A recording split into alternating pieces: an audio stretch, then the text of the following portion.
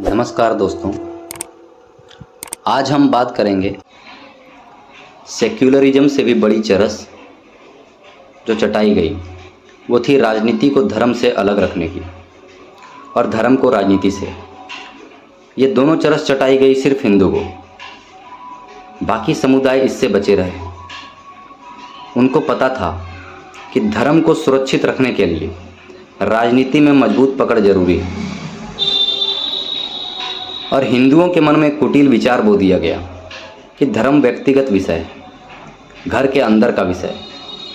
हिंदू घर में बैठकर राम राम करने लग गया, जबकि दूसरे समुदाय सड़क और संसद में खुलेआम अपने धर्म का, धार्मिक चिन्हों का और अपनी धार्मिक आकांक्षा का फुल प्रदर्शन करते रहे।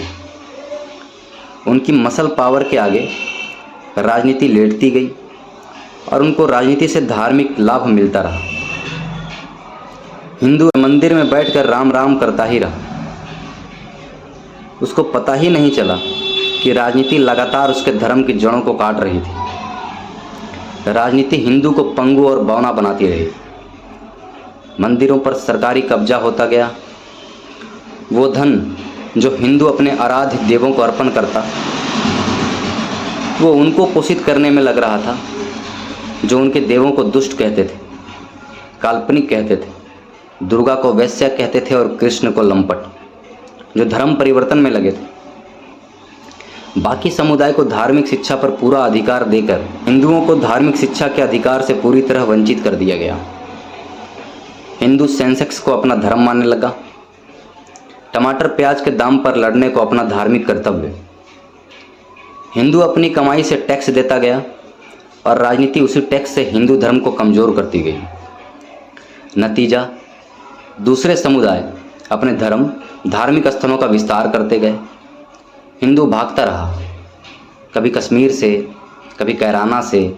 दूसरे समुदाय अपने आप को राजनीतिक तौर पर मजबूत करते गए और अपनी बात को डिकेट करने की स्थिति में आ गए।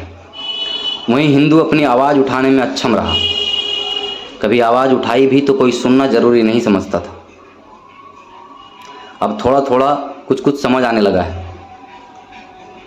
अब ज़रूरत है हिंदू को कि पहले राजनीतिक ताकत प्राप्त करो, धार्मिक ताकत अपने आप मिल जाएगी। धर्म को व्यक्तिगत विषय नहीं, सार्वजनिक विषय बनाओ।